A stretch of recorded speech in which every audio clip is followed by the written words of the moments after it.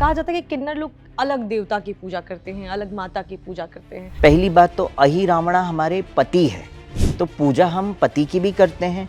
हमारी जो मुख्य कुल देवी जो होती है, किन्नरों की कुल देवी होती है, वो माँ बहुचरा।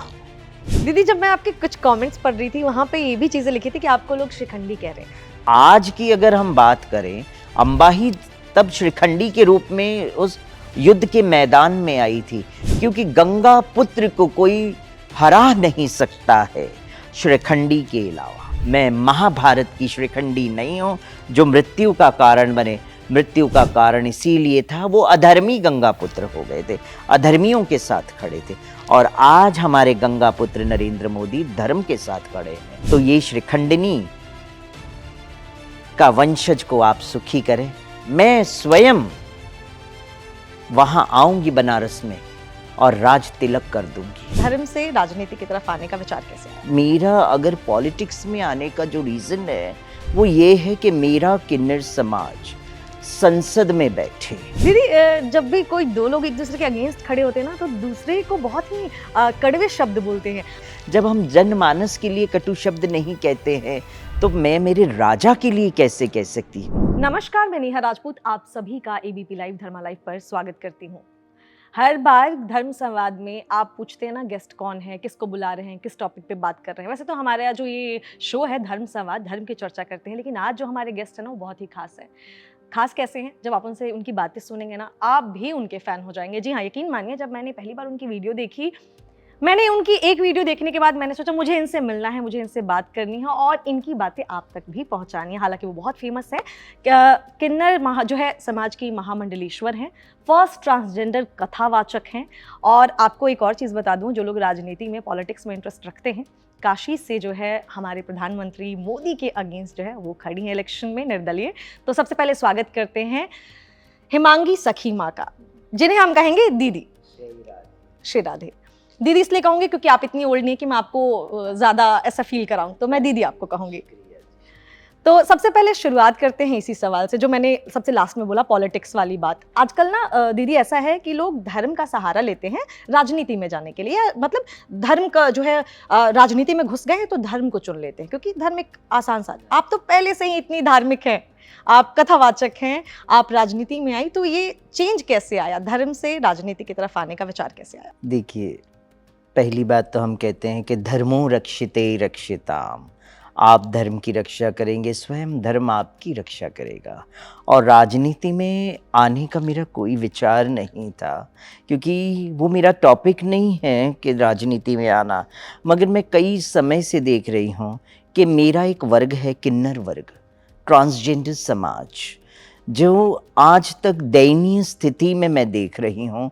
मैं पहले की वीडियोस भी अगर आपको मैं भेजूंगी, आप उसमें भी देखिएगा कि मैंने ट्रांसजेंडर्स वर्ग, जो किन्नर समाज है, उनको मैंने इतनी दयनीय स्थिति में देखा है।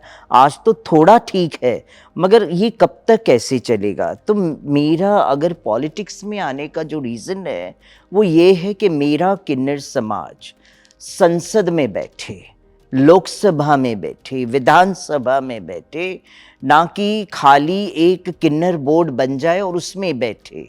हमारा ये है कि जब आप सबको सीटें आरक्षित कर रहे हैं, फिल्म स्टार्स से लेके क्रिकेटर्स से लेके सबको सीटें आपने दी, मुझे बड़ा अच्छा लगा। मगर कहीं ना कहीं मुझे याद दिलाना ज़रूरी है कि आप हमारे राजा हैं और हम आपकी प्रजा हैं। शायद आप एक प्रजा, जो किन्नर समाज है, जो ट्रांसजेंडर वर्ग है, जिसे आप शायद भूल बैठे होंगे। तो मेरा ये मौलिक अधिकार है कि मैं मेरे यशस्वी राजा को ये बताऊं कि हम भी आप ही के ही प्रजा हैं, तो हमारे तरफ भी आपका दृष्टिपात करें। दीदी, जब भी कोई दो लोग एक दूसरे के अगेंस्ट खड़े होते हैं ना, तो दूसरे को बहुत ही कड़वे शब्द बोलते हैं। आप हमारे मोदी जी के अगेंस्ट खड़ी हैं, प्रधानमंत्री हैं, और आप उनके लिए इतनी प्यारे शब्द, आप उनके लिए कुछ भी ऐसी बात नहीं कहती हैं। ये प्यार, इतना ममता आपके मन में आता कहाँ से है? मैं ये जानना चाहूँगी। आपको मैं बताऊं, वो हमारे राजा हैं, हमारा राजा हमारा गौरव है। हम अपने राजा के खिलाफ कैसे बोल सकते हैं, है ना? हमारे राजा के खिलाफ बोलने का मतलब है हम अपने खिलाफ बोल रहे हैं। हमारे राजा का डंका तो देशों विदेशों तक फैला हुआ है ना। उन्होंने कई सराहनीय कार्य किए, ऐसे कार्य किए हैं जो युगों युगों तक याद रहेगा। जो अपेक्षा पहले हमें थी कि अन्य सरकारों से, वो नहीं कर पाए, ना कभी किन्नर समाज को पूछ पाए, ना देख पाए। आज हमारे राजा ने शुरुआत की, यशस्वी हमारे राजा ने कहा कि एक ऐसा वर्ग है जिसे कोई नहीं पूछता है, उसे अब हम पूछेंगे, जो है ट्रांसजेंडर समाज। उन्होंने ये वर्ड पहली बार अपने मुंह से निकाला, ट्रांसजेंडर। तो मुझे बहुत अच्छा लगा कि हमारा जो आवाज़ है वहाँ तक पहुँची, और ट्रांसजेंडर वर्ग के लिए उन्होंने कहा कि हम उन्हें ई श्रम में लाएंगे और हम आगे के लिए उनके लिए भी हम कार्य करेंगे, ट्रांसजेंडर वर्ग के लिए। तो बड़ा अच्छा लगा। और मैंने कभी हमारे यशस्वी प्रधानमंत्री जो हमारे राजा हैं, उनके लिए मैंने कभी कोई कटु शब्द नहीं कहा। हम किन्नर हैं, हम किसी के बारे में कटु शब्द कैसे कह सकते? जब हम जनमानस के लिए कटु शब्द नहीं कहते हैं, तो मैं मेरे राजा के लिए कैसे कह सकती हूँ? है ना, राजा हमारा गौरव है, और हम राजा के बारे में कहेंगे कि मतलब हम हमारे बारे में कहेंगे, है ना।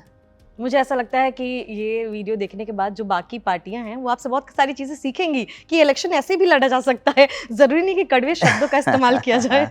देखिए, इलेक्शंस का मतलब ये नहीं है कि हम युद्ध लड़ने के लिए उतरे हैं। कुरुक्षेत्र का मैदान मत बनाइए इलेक्शंस को, एक प्रेम का मैदान बनाइए, इसको आध्यात्मिक लड़ाई कर लीजिए। आध्यात्मिक तौर से हम सब खड़े हैं, मगर ऐसा नहीं कि हमें लड़ के ही जीतना है। जब हम देखते हैं कि हमारे राजा अगर अच्छे कार्य कर रहे हैं, हमारी प्रजा प्रसन्न है, तो क्यों नहीं फिर हम उस राजा के साथ चले, है ना। बट मेरा एक ही था मुद्दा, था मेरा किन्नर समाज है। इसीलिए पहले जब मुझे अखिल भारतीय हिंदू महासभा से खड़ा किया गया था प्रत्याशी के तौर पे, तो खड़ा किया, उसके बाद स्वामी चक्रपाणी जी ने बाद में मुझे प्रत्याशी के तौर पे साइड कर दिया। तो मैंने कहा ओके, कोई बात नहीं, thank you very much for that, है ना। बट एक ही चीज़ मैं कहूँगी, कोई भी चीज़ करो बहुत सोच समझ के करो आप। अगर आपने प्रत्याशी उतारा है, तो आपको ये सोचना चाहिए था, जो आप आज कह रहे हैं कि हमारे यशस्वी प्रधानमंत्री नरेंद्र मोदी जी के सम्मान के वजह से हम हमारे प्रत्याशियों को वापस ले रहे, अन्य पार्टियों को कह रहे हैं आप अपने प्रत्याशी वाराणसी से वापस ले लीजिए। तो मैं कहती हूँ कि ये वर्ड्स पहले क्यों नहीं थे आपके ज़बान पे? ये वर्ड्स पहले होना चाहिए था। मतलब आप पहले पॉलिटिक्स खेल रहे थे, और बाद में आपको भय सताने लगा कि कहीं मेरा भवन जो लिटिगेशन वाला है अखिल भारतीय का जो, तो वो कहीं डगमगा ना जाए, कहीं मुझे ये छोड़ना ना पड़े और भागना ना पड़े यहाँ से। यही डर उन्हें सताया, इसीलिए उन्होंने साइड कर दिया मुझे। तो मैं कहती हूँ thank you very much, and I will not say anything wrong to Chakrapani, but it's okay, whatever it's you have think. आपकी बातें सुन के तो मैं, जैसे मैंने कहा था ना कि मुझे आपसे बहुत सारी चीज़ें जो है मैं आपसे पूछना चाहती थी, और एक-एक करके सवाल मन में आते जा रहे हैं। दीदी, कथा वाचन, हम जैसा मैंने कहा कि फर्स्ट ट्रांसजेंडर कथावाचक ऐसा जो है, तो कैसे आपका कथा वाचन में मन लगा? कैसे आप इतनी धार्मिक हुई? उसके बारे में थोड़ा बताइए। मैं आपको क्या बताऊं, मैं बहुत छोटी थी। I think so I was that time 4 years old. My father took me first time to ISKCON Juhu, and every Sunday he used to take me over there to only to eat prasadam. So I was going every Sunday with my father at Juhu ISKCON, and sitting there at the front of Radha Shyam Sundara, Radha रास बिहारी जी। सो दर्शन करते थे, आ जाते थे। कुछ समय ऐसे ही बीता, पापा एक्सपायर्ड हो गए। फिर पापा एक्सपायर्ड होने के बाद मेरा मन ऐसा लगा, क्योंकि जब बचपन में हम देखते हैं कि हम हमारे सामने मृत्यु को देख रहे, हमारे पिताजी चले गए, है ना, माताजी चली गई, बहन रह गई, तो बहन की शादी कराई, उसे ससुराल में भेजा। और मेरा बचपन से ऐसे था कि मैं एक माला लेके बिल्डिंग के बाहर कंपाउंड में बैठती थी, तो मैं एक ही चीज़ देखती थी, ओम नमो भगवते वासुदेवाय, ओम नमो भगवते वासुदेवाय, ये मंत्र का जाप करती थी। और मेरे मन में ऐसा होता था कि जिस तरह से प्रहलाद महाराज स्वयं भगवान का नाम लेते थे और ओम नमो भगवते वासुदेवाय का जाप करते थे, और स्वयं उनके गुरु देवऋषि नारद जी थे, तो मैं हमेशा आकाश मार्ग में ये देखती थी कि देवऋषि नारद जी अभी नीचे उतरेंगे और मुझे गुरु दीक्षा देंगे, और मैं ईश्वर नाम सुमिरन करूंगी और सिर्फ मन ही मन में उनका नाम का जाप करके तल्लीन हो जाना चाहती थी। ये बचपन से ही मेरे मन में था। और एक दिन ऐसा हुआ कि हमारे घर के बाजू में ही इस्कॉन टेम्पल, मीरा रोड, तो मीरा रोड इस्कॉन के बाजू में ही हमारा घर था। मैं कभी गई नहीं थी, तो मैं हमेशा सुनती थी मृदंग और करताल की आवाज़। तो मैं जब मृदंग और करताल सुनती थी तो मेरे हृदय के अंदर, मेरे आत्मा में मृदंग और करताल सुनाई देता था मुझे, और मेरा मन ऐसा होता था कि कब मेरे पैर उधर की ओर भागे। और एक दिन ऐसा समय आया, मैं अपने आप मेरे पैर मंदिर की ओर चले गए मंगलाचरण देखने के लिए। तो मैं मंगलाचरण में जब गई, वहाँ पे देखी सारी डिवोटीज नृत्य कर रहे हैं, हरे कृष्णा कृष्णा कृष्णा हरे हरे, हरे राम राम राम हरे हरे। तो जब ये मंत्रों का जाप और ये भजन होता था और मैं तल्लीन होके नृत्य करती थी, और मैंने एक दिन कहा भगवान के विग्रहों के सामने खड़े रह के, हे राधा गिरधारी, हे जगन्नाथ बलदेव सुभद्रा जी, चैतन्य महाप्रभु जी, आज मेरे अंदर आपके प्रति सुकृति जागी है, प्रेम जागा है, आपने मेरा चित्त चोरी कर लिया है। एक नाम आपका तो चित्त चोर भी पड़ा है, क्योंकि मेरे हृदय को चुरा लिया है आपने। तो इस वक्त जब मेरी सुकृति आपके प्रति जागी है, तो मैं चाहती हूँ इसी वक्त, इसी क्षण तेरी शरण मुझे दे दे। मैं ये दुनिया को त्याग तेरी शरण में आना चाहती हूँ। ले कहीं आने वाले समय में मेरे से कोई पाप, मेरे से कोई अपराध, मेरे से कोई गुनाह अगर हो जाए तो वो मेरे माथे ना मड़ना। बस मैं आज यही आपको यहाँ कहना चाहती हूँ, और अभी उठा लो मुझे, अभी अपनी शरण में ले लो। मैं इस पृथ्वी में जीना नहीं चाहती हूँ। मेरी इतनी आसक्ति हो गई थी उस वक्त, मगर ईश्वर कहते हैं ना, कुछ और ही मंजूर होता है। उन्होंने हमारे जीवन का लेखा चोखा पहले से ही बना रखा है कि आपको क्या करना है जीवन में, क्या नहीं करना है। तो आज तक मैं यही हूँ।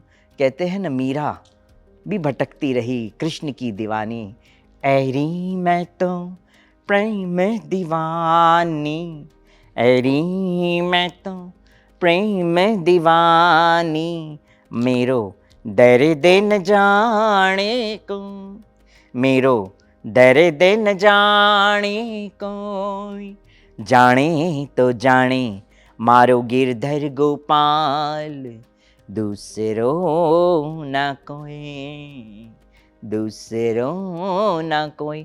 दूसरा कौन जान सकता है? गिरधर गोपाल ही जान सकता है। दुनिया तो उलाहना शुरू से देती आई है। भगवान श्री कृष्ण को भी किसी ने नहीं छोड़ा, तो मेरे प्रभु श्री राम को भी किसी ने नहीं छोड़ा। माता सीता को भी दुनिया ने उलाहना दिया, तो राधा रानी को भी उलाहना सुनना पड़ा था, है ना, और द्रौपदी को भी कई सारे कष्ट झेलने पड़े थे। तो मैं तो हमेशा शास्त्रों को ये समझती हूँ कि शास्त्र जो है बेटा, अपने जीवन जीने की कला जो सिखाता है वो हमारे शास्त्र है, वही हमारा शस्त्र है, सब कुछ तो वही है। जी हाँ। दीदी, आपने बहुत सारे रुद्राक्ष पहने और हम धार्मिक बातें कर रहे हैं क्योंकि ये धर्म संवाद है, तो मैं आपसे एक चीज़ जानना चाहूँगी। जैसे शिव को जैसे उनका एक रूप है अर्धनारीश्वर, उसके बारे में मैं आपसे जानना चाहूँगी। जी ज़रूर, ये तो बहुत अच्छा सवाल है, समाज को पता चलना चाहिए।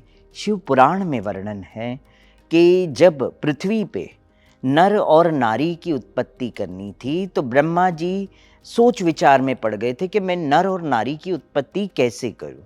तो उन्होंने भगवान शिव से इसके बारे में वार्तालाप की। तो भगवान शिव ने कहा बड़ा आसान तरीका है जी। तो बोले कैसे? देख लो मेरा स्वरूप। तो उन्होंने क्या किया, अब नर और नारी, तो अब उन्होंने क्या अपने ही स्वरूप में अर्ध नारी दिखा दी, एक आधा पुरुष और आधी नारी दिखा दी, आधे शिव और आधी पार्वती। तो अर्धनारीश्वर का स्वरूप सबसे पहला जो स्वरूप दिखाया था वो ब्रह्मा जी को दिखाया था। ब्रह्मा जी ने अपने विचारधारा वैसी बनाई और पृथ्वी पे सबसे प्रथम जीव अर्धनारीश्वर किन्नर हुए उस वक़्त। तो पृथ्वी पे ऐसे उत्पत्ति हुई और उसके बाद कुछ काल के बाद ब्रह्मा विष्णु महेश पृथ्वी की ओर आए। जब पृथ्वी की ओर आए, देख रहे, निहार रहे, तो बोले ये तो सब अर्धनारीश्वर ही देख रहे हैं।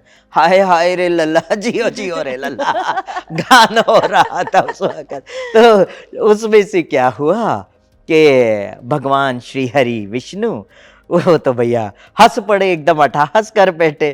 तो उनको हंसी आ गई जोर जोर से कि ये क्या है, ये इन लोगों ने कौन सी जीवों की उत्पत्ति कर दी, हाय हाय रे लल्ला बोल रहे सब अर्धनारीश्वर किन्नर। तो क्या हुआ, अट्टहास उन्होंने तो कर ली, उनको भारी पड़ गया। शिव यहाँ नाराज हो गए, बोले भगवान आपसे तो ऐसी उम्मीद नहीं थी कि आप मेरी ही अंश अर्धनारीश्वर को के ऊपर देख के आप अट्टहास करोगे। तो आज आने वाले समय में भगवान को कहते हैं शिव शंकर कि आपको भी एक दिन के लिए किन्नर का जीवन भोगना पड़ेगा और फिर कुछ काल, कुछ युग ऐसा बीतता है, सतयुग, द्वापर आता है। तो द्वापर युग में जब महाभारत का युद्ध छिड़ा, तो महाभारत के युद्ध में के बीच में जब युद्ध चालू होना तो उससे पीछे चंडी की प्रकट हो गई, महाचंडी प्रकट हुई। और जब चंडी प्रकट हुई तो चंडी ने दोनों पक्षों से एक एक बलि मांगी, कृष्ण से कहा। अब कौरव कहे ठीक है, हमारे तो 100 भाई है भाई, एक चला भी गया तो भी 99 तो है ना। बट यहाँ पांडव विचार करने लगे हम तो 5 भाई है, अगर एक भी चला गया तो 4 भाई क्या करेंगे, कैसे करेंगे। भगवान श्री कृष्ण मुस्कुराने लगे, कुछ कहे नहीं, बोले ठीक है। चंडी से कहा जिस दिन कुरुक्षेत्र में युद्ध स्टार्ट होगा पहले आपको बलि चढ़ेगी। अब जी सब आ गए अपने कक्ष में, विचार करने लगे, विमर्श करने लगे। तो भगवान श्री कृष्ण कहते हैं अर्जुन अब तुम्हें जाना है और अपने पुत्र को लाना है। अब आप सोचिए कि उनका कौन सा पुत्र होगा जिनको लेकर आने के लिए भगवान श्री कृष्ण ने कहा। पता है आपको? नहीं पता? तो मैं आपको आज बताऊं कि जब द्रौपदी के साथ इन्होंने विवाह किया था, जीत के लाए थे, फिर 5 के साथ उनका विवाह हुआ था, क्योंकि कुंती ने कहा था बिना देखे कि सब मिल बांट के एक वस्तु कह दिया था। 5 पांडवों ने सरप्राइज देना चाहते थे वो, मगर माँ सरप्राइज नहीं समझ पाई और उन्होंने कहा मिल बांट के आप खा लो। माँ ममता में बोल बैठी। अब जब मुड़ के देखी तो माँ के उस वक्त के लोग जो थे ना, माँ के एक एक वचन को सत्यव्रत मानते थे और उन्हीं के बोले हुए बात पे ही चलते थे, कभी अपना नहीं ये करते थे कि भाई नहीं मेरी मर्जी चलनी चाहिए। नहीं, माँ ने जो कह दिया, पिता ने जो कह दिया वो सत्य होना ही चाहिए प्रमाण। तो इस तरह से 5 पांडवों ने अपनी माँ की आज्ञा मानी। द्रौपदी ने कहा ठीक है माँ की आज्ञा सर्वोपरि, तो मगर एक ही चीज़ है कि मैं हर एक पुरुष के साथ 2 वर्ष रहूँगी और अगर उस दौरान कोई अगर हमारे कक्ष में आता है तो उन्हें कुछ वर्षों के लिए वन में वास करना पड़ेगा। तो इसी तरह से सब रहने लगे। और एक दिन क्या हुआ कि मेरे ख्याल से भीम का समय था कक्ष में रहने का, अर्जुन का समय पूर्ण हुआ था। अर्जुन अपना तीर कमान कक्ष में ही भूल आया था, बाहर आ गया और भीम का समय चालू। कुछ समय बीतने के बाद ऐसा हुआ कि एक गांव से एक व्यक्ति आया, बोले ऐसे ऐसे एक बाघ बच्चे को उठा के लेकर गया है, उसे कैसे भी करके बचाना। अर्जुन बिना सोचे समझे कक्ष में प्रवेश करके अपना गांडीव और तीर लेके बाहर निकलता है, बच्चे को बचा लेता है। सब कुछ होने के बाद वो समझ जाता है कि अब मुझे वन की ओर जाना है। जब वो वन की ओर अग्रसर होते हैं तब उनकी मुलाकात होती है नागों की कन्या उलूपी के साथ, और नागों की कन्या उलूपी के साथ उनका प्रेम विवाह हो जाता है, और उस प्रेम विवाह में एक पुत्र उत्पन्न होता है। उस पुत्र का जो नाम है अहिरावणा, पुत्र का नाम। और वो अहिरावणा जो है, उन्हीं को भगवान श्री कृष्ण अर्जुन को आदेश देते हैं कि बुलाओ अब, क्योंकि चंडी को उनका ही हम बलि देंगे। तो ये बात अर्जुन उलूपी से कहता है और अपने पुत्र से कहता है, बोले ठीक है पिताजी, जो आपकी आज्ञा। पत्नी भी उस वक्त अपने पति की आज्ञा का पालन करती थी, और पति भी अपने पत्नी का आज्ञा का पालन करता था, ऐसी बात। और उसके बाद वो अपने पुत्र को लेके कृष्ण के पास जाता है। तो कृष्ण कहते हैं, कृष्ण ने सारी वृत्तांत बताया अहिरावणा को, और उनको बताया कि आपकी कल हमको बलि देनी होगी, ये चंडी मांग रही।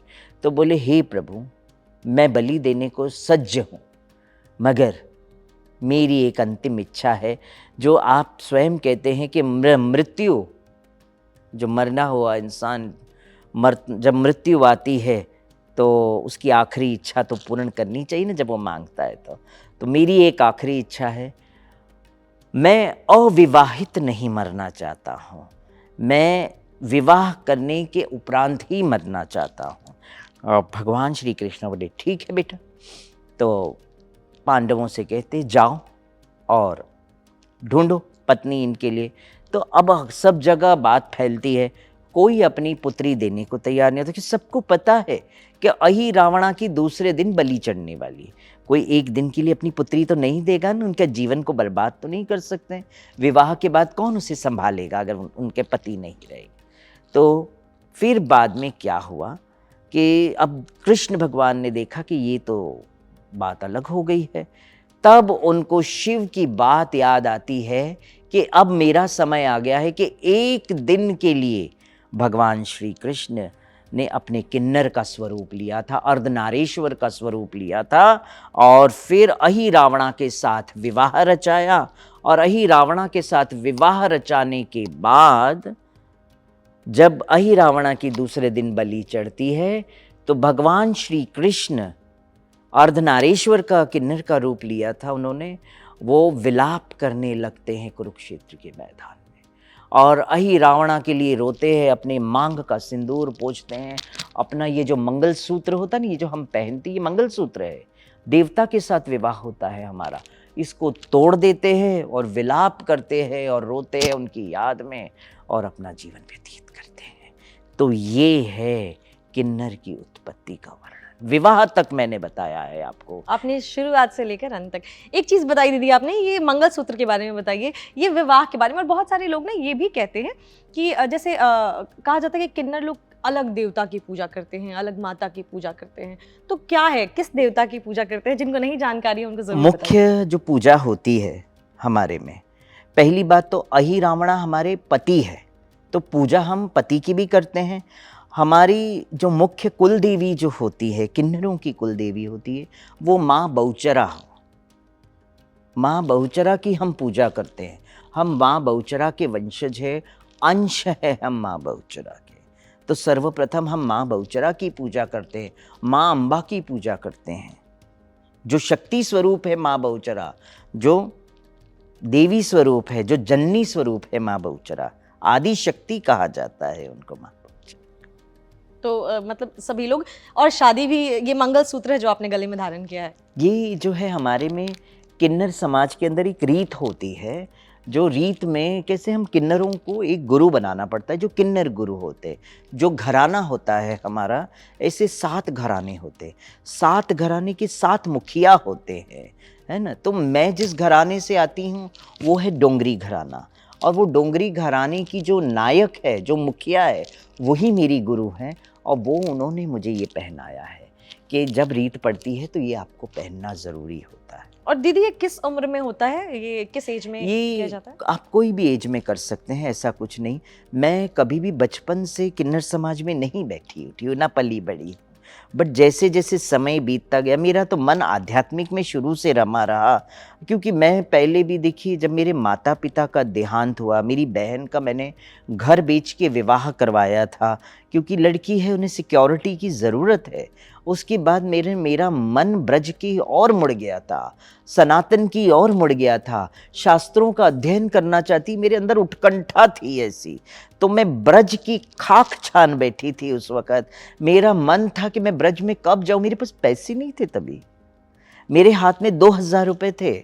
आश्रम में रह रही थी मैं, और आश्रम में रह के दिल्ली के राधा पार्थसारथी टेम्पल जो है इस्कॉन का, उसमें मैं रही, न्यू भक्ता कोर्स कर रही थी। मगर मेरी उत्कंठा सिर्फ वृंदावन की थी कि मैं कब ब्रजमंडल जाऊं, तो मैं वहाँ से चोरी छुपे भाग के निकल आई और ब्रजमंडल में घूमती रही, मैं कहाँ रहूँगी तो वहाँ पे मुझे इस्कॉन मंदिर मिला, और बॉम्बे के इस्कॉन के लोग थे जो मुझे जानते थे, तो वो मुझे मिल गए। देखिए राधा रानी ने किस तरह से मेरा अरेंजमेंट्स सारा किया, रहने का, पहुंचते ही मेरा रहने का अरेंजमेंट्स हो गया, जो नया प्लेस था मेरे लिए। तो मैं रहने का हो गया, खाने का कृष्ण ने, राधा रानी ने मुझे दे दिया, रोटी दी, रहने के लिए छत दे दिया और सेवाएं दे दी। गुरु भी मैंने वहाँ धारण कर लिया। इस्कॉन से मैं दीक्षित हूँ, ब्राह्मण दीक्षित भी हूँ मैं। और फिर वहाँ मेरे गुरु ने मुझे कहा आप अब शास्त्रों का अध्ययन करें। तो मैंने कहा ठीक है करूँगी। तो मैंने इतना नहीं सोचा, मैं बस कृष्ण को, राधा श्याम सुंदर को देखती थी और नृत्य करती रहती थी। तो एक दिन मेरे गुरु ने कहा कि जो आपके भाव है इसको संभाल के रखो, लोग इसे गलत वे में लेंगे। क्योंकि मेरा इच्छा था लेडीज़ की तरह मैं डांस करती थी, तो मेरे गुरु महाराज को थोड़ा डाउट होने लगा मुझ पे। तो क्या I have something doubt on you, now you should reveal. क्योंकि मुझे शास्त्रों का अध्ययन करना था, आश्रम में रहना था, तो मैंने अपने ओरिएंटेशन को उस वक़्त छुपाया और मैं शास्त्रों का अध्ययन करने बैठी। तब मेरे गुरु महाराज ने मुझे भक्ति शास्त्री का कोर्स करवाया था, जिसमें भगवद गीता, उपदेशामृत आता है और उपनिषद आते हैं कई सारे। तो वो सारे मैंने अध्ययन वहाँ पे इंग्लिश में किए थे सबसे पहले। और फिर उसके बाद तो हमारे इस्कॉन के अंदर तो रोज़ एक भागवतम क्लासेस होता ही है, तो भागवत क्लासेस और श्लोकास मैं अटेंड करती थी, तो वो भी इंग्लिश में करती थी। तो वो सारे मुझे नॉलेज मेरे गुरु की कृपा से मुझे मिले, वेद व्यास प्रिय स्वामी जी से मुझे मिले। और आज कथा के योग्य जो मुझे बनाया है, सारा श्रेय मेरे गुरु महाराज वेद व्यास प्रिय स्वामी जी को जाता है। क्योंकि अगर उन्होंने मुझे डांटा नहीं होता, फटकारा नहीं होता और वृंदावन से जाने के लिए नहीं कहा होता, तो शायद आज हेमांगी यहाँ नहीं बैठी होती। ये बात है। तो ये मेरी सारी श्रेय मेरे गुरु को जाता है। कहते हैं ना, गुरु कृपा पाए भक्ति लता बीज, है कि नहीं। तो सारा श्रेय मेरे गुरु महाराज को जाता है। और फिर एक समय ऐसा आया, मैंने मेरे गुरु महाराज को सारी चीज़ें बताई, मेरी ओरिएंटेशन। तो my guru maharaj told me, go back to Bombay and whatever the knowledge I have given to you, go and cultivate this knowledge to your kind of a people, to the world also. मैंने बोला all right महाराज। तो मैंने प्रणाम किया। वहाँ से जो मैं मुंबई की और रुख की, सफ़ेद धोती पहनती थी, कुर्ता पहनती थी, उसका त्याग करके मैंने अपने स्वरूप में आ गई। फिर ये स्वरूप में आके मैं समाज के सामने आई और छोटी छोटी कथाएं, सत्संग करने लगी। और फिर एक दिन 2019 इलाहाबाद कुंभ में मेरा पटाभिषेक हुआ और मुझे महामंडलेश्वर घोषित कर दिया गया था। और आज आप देख रहे हैं कि मुझे निर्मोही अखाड़ा ने, जब उन्हें पता चला कि मैं कथा करती हूँ, सब पहले मुझे पशुपति पीठ ने दिया था, फिर उसके बाद मुझे निर्मोही अखाड़ा ने आगे सामने से मुझे बुलाया कि देवी आप कथा वाचन करती है, हमें बहुत अच्छा लगा, हम चाहते हैं आपको अपने निर्मोही अखाड़ा से महामंडलेश्वर घोषित कर दे। तो वो उन्होंने घोषणा हमारी वृंदावन हरिद्वार में भी की और आज मैं निर्मोही अखाड़ा की महामंडलेश्वर बन के आपके सामने बैठी हूँ। दीदी, जब मैं आपके कुछ कमेंट्स पढ़ रही थी, वहाँ पे ये भी चीज़ें लिखी थी कि आपको लोग शिखंडी कह रहे हैं। मोदी जी को क्या कह रहे हैं वो जाके आप पढ़िएगा, लेकिन दीदी आपके लिए ऐसी चीज़ें कह रहे हैं। शिखंडी के बारे में थोड़ा लोगों को बताइए, जो लोग कहीं जो नहीं जानते और जो शायद आपके कमेंट बॉक्स में जब जाएंगे और पढ़ेंगे तो उनके बारे में ज़रूर थोड़ा सा बताइए। शिखंडी का जो जीवन था, अम्बा का जीवन था, है ना। अम्बा, अंबिका और अम्बालिका 3 बहनें थीं। है कि नहीं। अब उन्होंने अपने राजा के लिए, गंगा पुत्र भीष्म ने अपने राजा के लिए तीनों को लेकर आ गए थे विवाह के लिए, बट दोनों बहनों ने तो अपना लिया, मगर तीसरी ने कहा कि मेरा किसी और के साथ प्रेम है, मेरा मन किसी और के साथ है, तो मैं आपके साथ कैसे। और गंगा पुत्र भीष्म तो मेरी मन की बात बिना पूछे लेकर आ गए। तो फिर कहा राजा ने गंगा पुत्र जी को कि भाई आप इनको वापस छोड़ के आइए। तो जब ये छोड़ने गए तो वहाँ पे भी एक्सेप्ट नहीं किया। पहले के लोग ऐसे थे कि स्त्री को एक्सेप्ट करते थे कैसे, कि भाई पर पुरुष की नज़र भी नहीं पड़ती थी तो एक्सेप्टेशन होता था, मगर जब उनका कोई और ही ले गया तो उन्होंने एक्सेप्ट नहीं किया। फिर वो गंगा पुत्र भीष्म के सामने आई, राजा के सामने आई, तो उन्होंने कहा, अपने मन की बात कही कि मुझे अब वहाँ कोई अपना नहीं रहा है, तो मैं चाहती हूँ कि मेरा विवाह गंगा पुत्र भीष्म के साथ हो। तो गंगा पुत्र भीष्म ने क्या कहा, मैंने प्रतिज्ञा ली है कि आजीवन मैं ब्रह्मचर्य व्रत का पालन करूँगा, तो हे देवी मैं विवाह नहीं कर सकता। तो जब बोले जब मेरे लिए कोई स्थान नहीं है, तो फिर बाद में अम्बा ने कहा कि मैं समय पे समय बीत जाए, जन्म पे जन्म लूंगी, मगर मैं आपकी मृत्यु का कारण बनूंगी, है ना। तो उस वक्त का समय अलग था, वो समय अलग था, वो बोलते हैं एक्सेप्टेशन अलग था, और वो स्टोरी अलग थी। मगर आज की अगर हम बात करें, अम्बा ही तब श्रीखंडी के रूप में उस युद्ध के मैदान में आई थी, क्योंकि गंगा पुत्र को कोई हरा नहीं सकता है श्रीखंडी के अलावा, स्वयं अर्जुन भी नहीं। स्वयं कृष्ण ने कहा कि मैं निशस्त्र रहूंगा, मैं शस्त्र नहीं उठाऊंगा कुरुक्षेत्र के मैदान में। तो उनको जब उठाना पड़ा, पहिया उठा के खड़े हो गए, तो गंगा पुत्र ने प्रणाम किया भगवान को। क्यों? वो गंगा पुत्र जो था वो अधर्मियों के साथ खड़ा था, धर्मियों के साथ नहीं खड़ा था। This is one point, that time वो अधर्मियों के साथ गंगा पुत्र खड़ा था। आज का हमारे प्रधानमंत्री नरेंद्र मोदी जी गंगा पुत्र है, मगर वो अधर्मियों के साथ नहीं खड़े, वो धर्मियों के साथ खड़े हैं। वो धर्म को बचाने का कार्य कर रहे हैं ना, धर्मो रक्षिते रक्षिताम। तो उनकी रक्षा स्वयं धर्म कर रहा है, हम आप क्या रक्षा करेंगे? स्वयं उनकी रक्षा हो रही है। जो आज के गंगा पुत्र है वो है हमारे राजा नरेंद्र मोदी जी हैं, है ना। तो उस वक्त बात अलग थी, और उस वक्त रणभूमि जो था महाभारत का था, और शिखंडी उनकी मौत का कारण इसीलिए बनी थी क्योंकि भगवान श्री कृष्ण कहते हैं, उन्होंने कहा भी, क्योंकि मैं धर्म की पुनः स्थापना हेतु मैंने जिनको चुना है उन्हीं की ही विजय होगी। चाहे कौरवों ने नारायणी सेना ले ली, सब कुछ लिया, मगर कृष्ण किसके साथ थे? 5 पांडवों के साथ थे। और विजय किसकी हुई? पांडवों की हुई।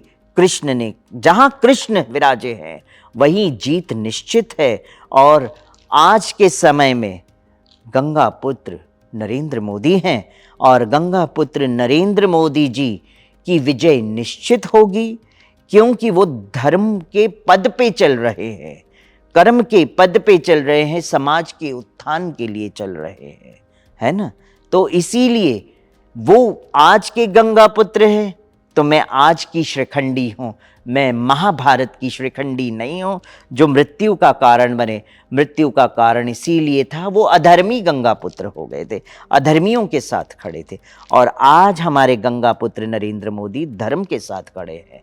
तो जो धर्म के साथ खड़े हैं, तो हम तो कृष्णांगियाँ हैं, हम तो अर्धनारियाँ भी कही जाती, कृष्णांगियाँ भी कही जाती हैं, हम तो ब्रह्मनल्ला भी कही जाती है, तो हम तो श्रीखंडिनी भी कही जाती है। तो ये श्रीखंडिनी का वंशज को आप सुखी करें।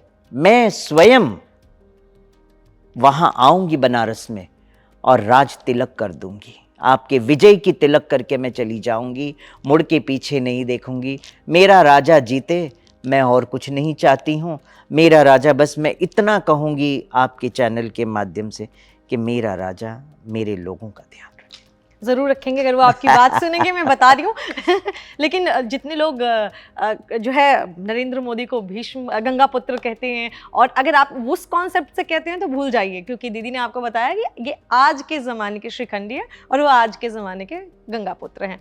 दीदी एक और चीज़, आप कथा वाचन भी करती हैं, उसमें भजन भी होते हैं, तो मैं आपको बिना भजन सुने तो जाने नहीं दूंगी। तो पहले अगर आप कुछ 2 लाइन हमारे व्यूअर्स के लिए गुनगुनाइए। मैं ये कौन सा भजन गाऊं? जो भी आपकी मर्जी।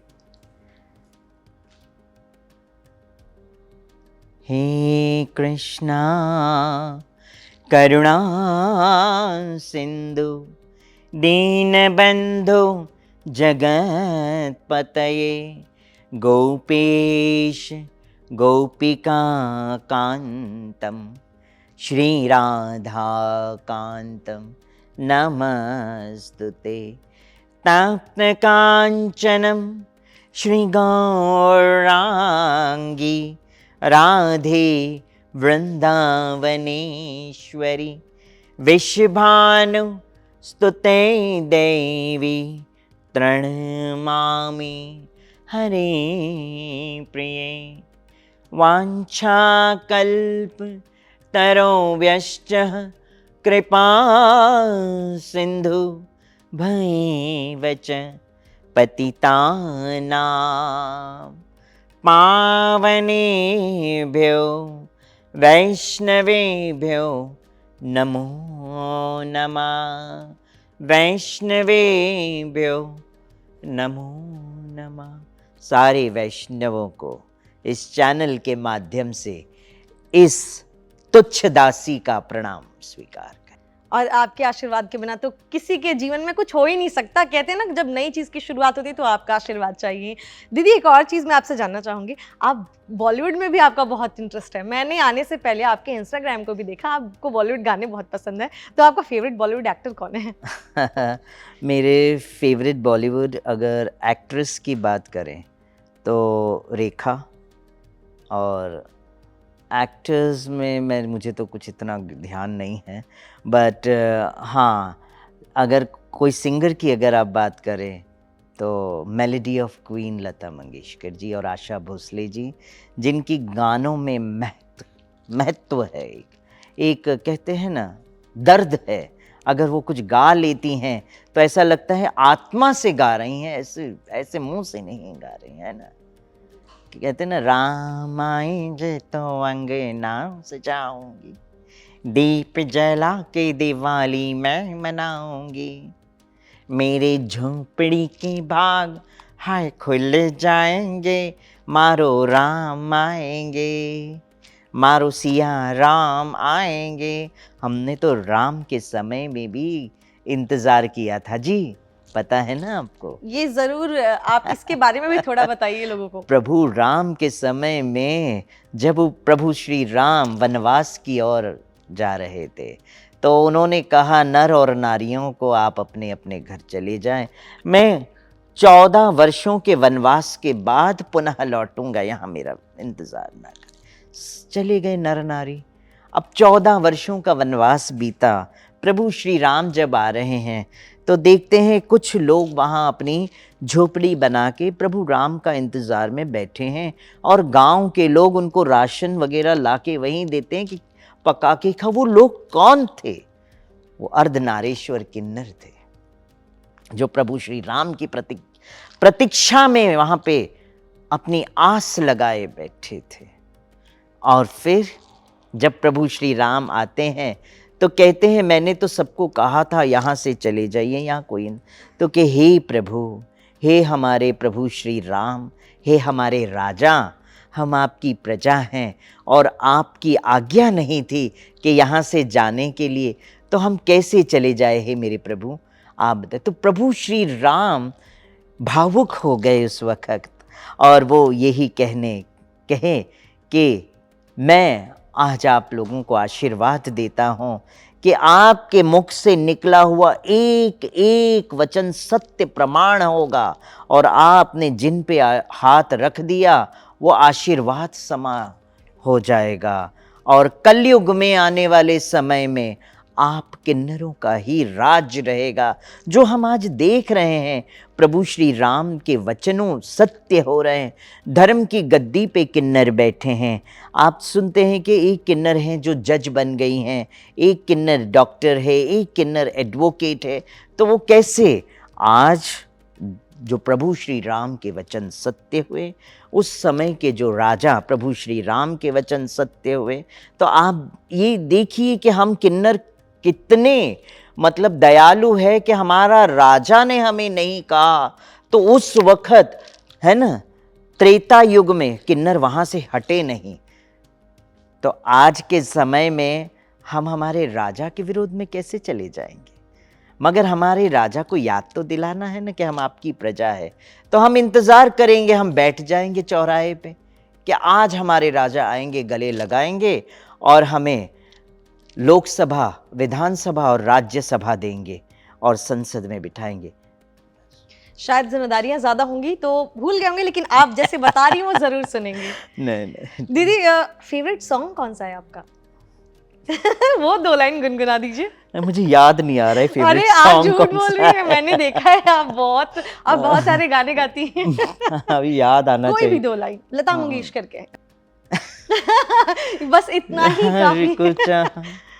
अंतर क्या एक दोनों के बीच? अंतर क्या दोनों में, एक प्रेम दीवानी, एक दर्द दीवानी, एक प्रेम दीवानी, एक दर्श दीवानी, एक राधा, एक मीरा।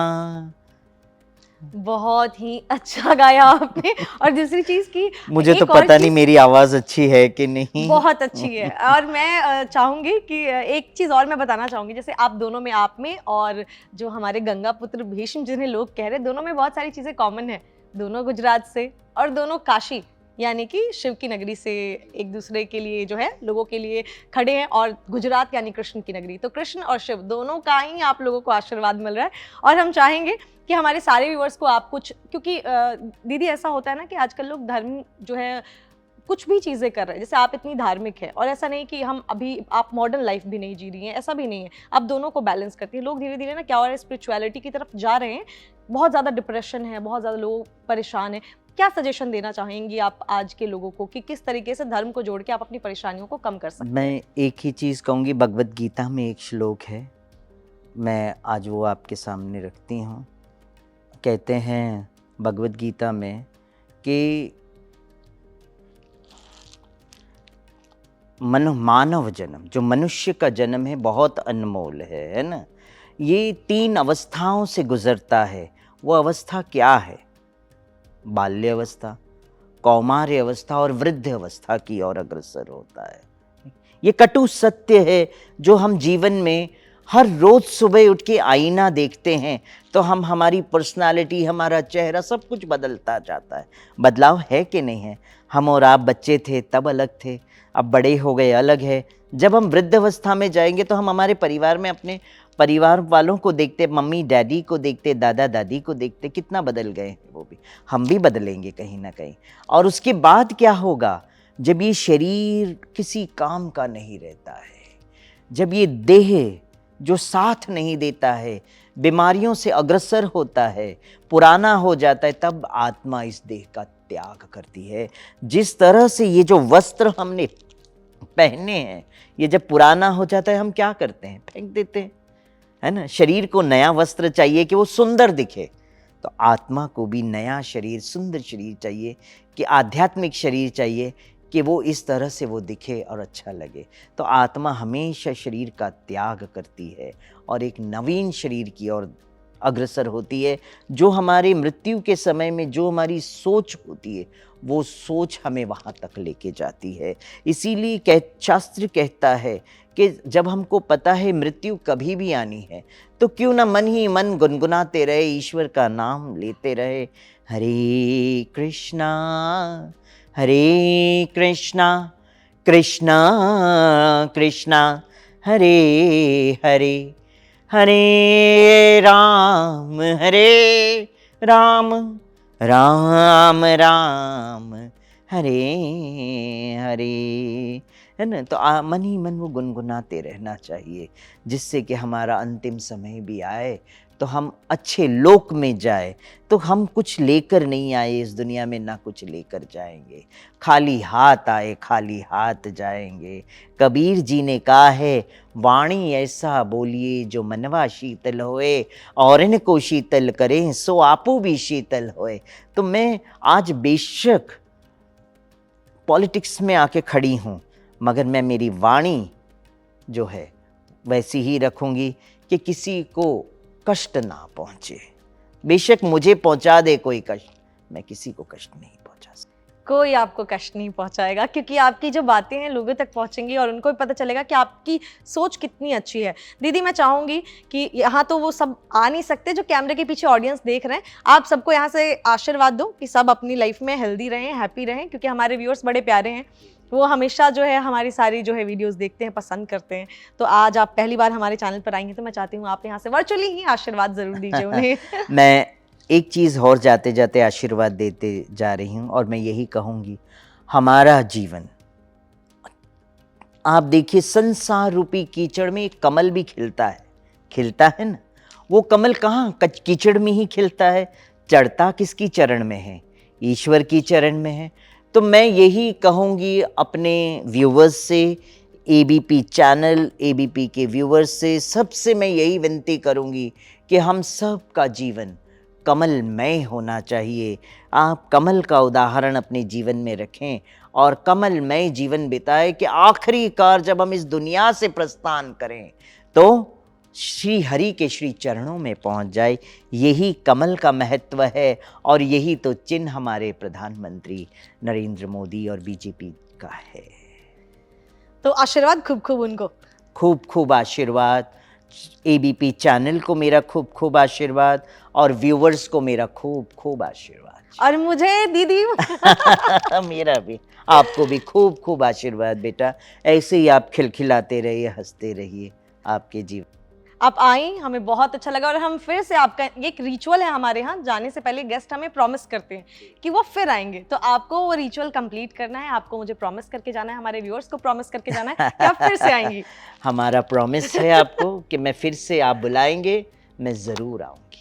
बहुत बहुत शुक्रिया। तो जय आप श्री राम। दीदी के लिए अगर कुछ सवाल है, आप चाहते हैं कि कुछ उनसे पूछें, तो आप कमेंट सेक्शन में लिखिए। रिचुअल कंप्लीट हो चुका है, आप सभी के सामने प्रॉमिस भी हो चुका है, तो वो ज़रूर आएंगी। आपके सवालों को हम उस समय शामिल करेंगे। हमारी आप सबसे यही विनती है कि एबीपी धर्मा लाइव को लाइक करें, सब्सक्राइब करें, क्योंकि ये धर्म का चैनल है। बहुत बहुत शुक्रिया। मिलते हैं आपसे किसी अगली वीडियो में, तब तक खुश रहें, ख्याल रखें। नमस्कार।